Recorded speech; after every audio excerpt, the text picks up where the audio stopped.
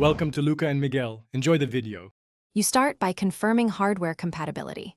Identify each port on your PC and both monitors, and gather the matching cables or active adapters. Once done, power on both displays and connect one monitor to the primary GPU output and the second to the remaining output or adapter. Make sure to position monitors where you will work.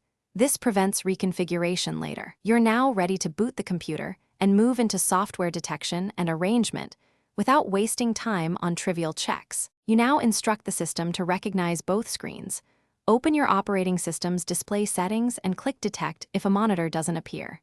Next, choose Extend rather than Mirror so each monitor acts as extra workspace, and drag the virtual screens to match your physical layout. Then set each monitor's native resolution, scaling, and refresh rate so text and motion stay crisp. If a monitor shows no signal, toggle cables, or try the other port. Simple swaps often reveal where the issue lies. You finish by customizing workflow. Pick your primary display for main apps, place toolbars or dock where they're reachable, and optionally install a window management utility.